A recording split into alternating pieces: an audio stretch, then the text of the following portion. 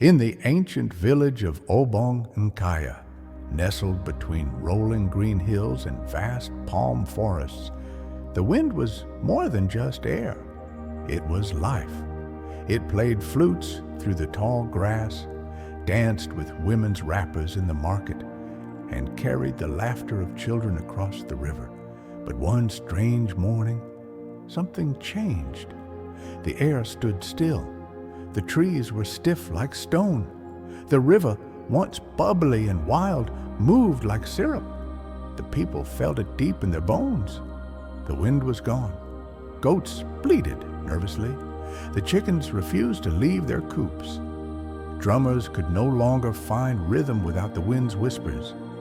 And all eyes, almost at once, turned to Ita, the quiet boy who had arrived just 3 moons ago. No one knew exactly where Ita came from. He wandered into the village barefoot, wearing clothes woven from raffia palm and carrying nothing but a strange satchel that never left his side. Some said he came from the mountains beyond the river. Others whispered that he had fallen from the sky.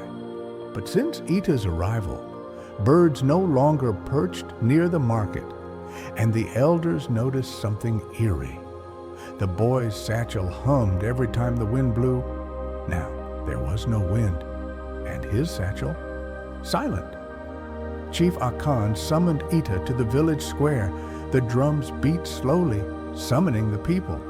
Old Mama Effiong shouted from her stool, "This is not ordinary, oh, it is spiritual robbery. The wind cannot just disappear like that." The boy stood before them, calm, quiet, eyes deep like a forest after rain. The chief's voice was heavy. "Boy, where is our wind?" Ita tilted his head. Then with a strange little smile he replied, "It was too noisy, so I took it." The villagers gasped. The talking tree behind the shrine even seemed to shiver. "You took it?" barked the chief. "With what power?" Ita slowly opened his satchel. From within, a swirl of light and air emerged, glowing gold and blue, like a trapped storm whispering in 1,000 forgotten tongues. The wind had not disappeared. It had been stolen. "Before I tell you the full truth of this magic," the boy said softly, "don't forget to subscribe to African Folktale Story so that these ancient secrets will always find you." He sat on a low stool and began to speak.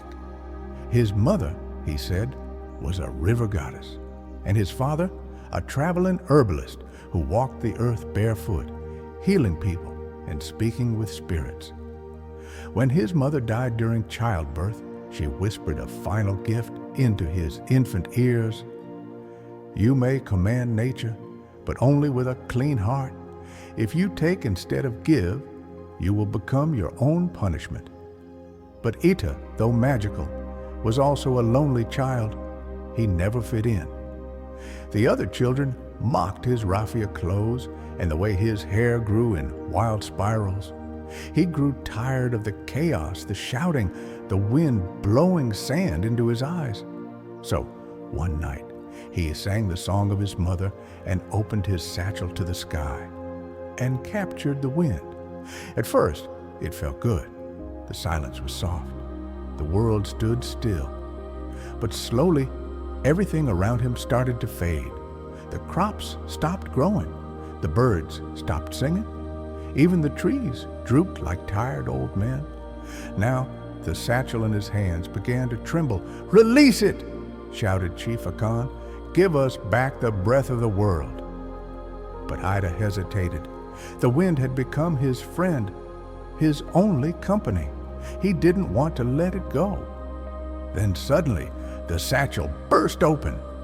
A mighty roar echoed through the village as a whirlwind rose from the earth, spinning faster and faster, lifting dust, leaves, and even calabashes into the sky. The villagers screamed and scattered. The whirlwind spun around Ida, who cried out, "I only wanted peace. I didn't mean to hurt anyone." But the wind was furious. It was no longer his to control. It surrounded him, lifted him gently into the sky, and with one last scream, carried him away, high above the baobab trees, past the hills, into the clouds. Silence followed. The village stood still for many heartbeats. Then, slowly, a soft breeze passed through the trees again. The river began to gurgle. The drums regained their rhythm. The wind had returned, but Ida was gone. To this day, villagers say if you wander too far into the forest at dusk, you might hear a boy's voice calling, "Please, give me back my satchel." I said, "I'm sorry." The children laugh. The elders don't. They only say, "Never steal from the spirits, and never try to keep what was meant to be shared." Don't forget to subscribe to African Folktale Story, where every tale brings wisdom from the ancestors, magic from the land, and stories that will live forever in your heart. One story a day keeps foolishness away.